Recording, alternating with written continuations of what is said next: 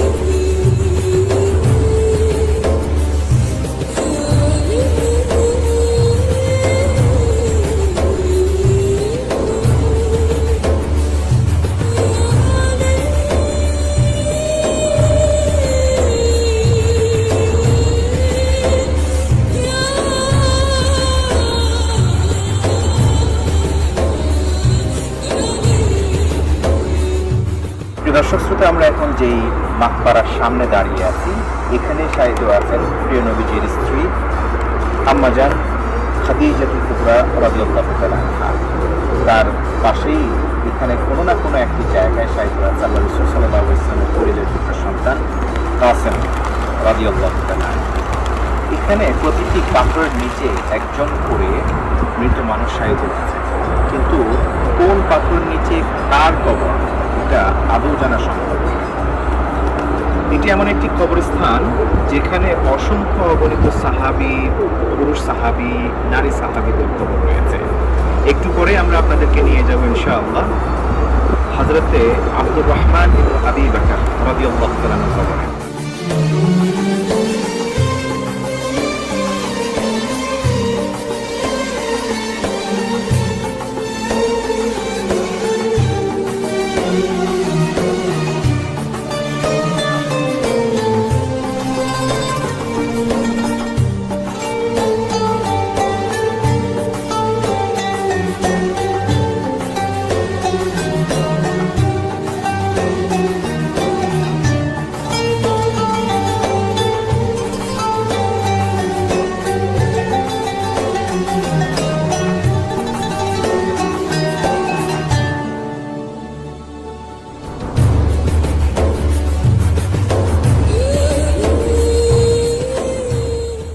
জান্নাতুল মুআল্লার ভিতরে ৯৯তম ফলকের পাশেই শায়িত আছেন হযরত আবু বকর সিদ্দিক রাদিয়াল্লাহু তাআলা আনহুর সন্তান হযরত আব্দুর রহমান ইবনে আবি বকর রাদিয়াল্লাহু তাআলা।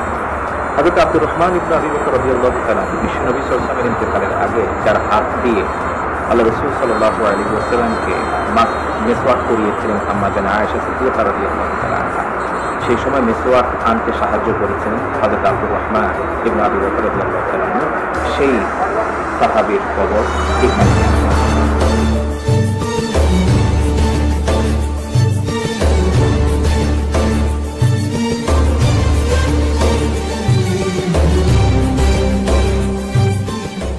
প্রিয় দর্শক শ্রোতা, এখানে যারা উমরা করতে আসেন কিংবা হজ করতে আসেন, যারা মাকবারা জিয়ারা করতে চান, তাদেরকে এভাবে গাড়ির সাহায্যে সহযোগিতা করা হয়।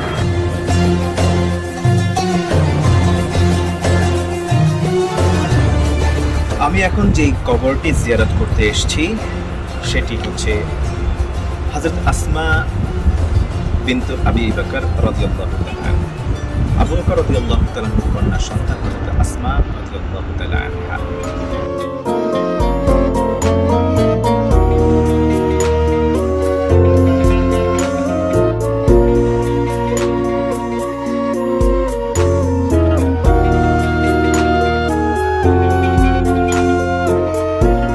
দর্শক শ্রোতা, এতক্ষণ পর্যন্ত আমরা জান্নাতুল মুআল্লা কবরস্থানে ছিলাম। ঘুরে ঘুরে প্রখ্যাত সাহাবী পুরুষ এবং নারীদের কবর জিয়ারত করেছি। পাশাপাশি আমরা দেখানোর চেষ্টা করেছি আরো কত কত সাহাবী এখানে শায়িত আছেন, তাদের কবর। এই জিয়ারা আমাদেরকে যা স্মরণ করিয়ে দেয় সেটি হচ্ছে আমাদের মৃত্যু।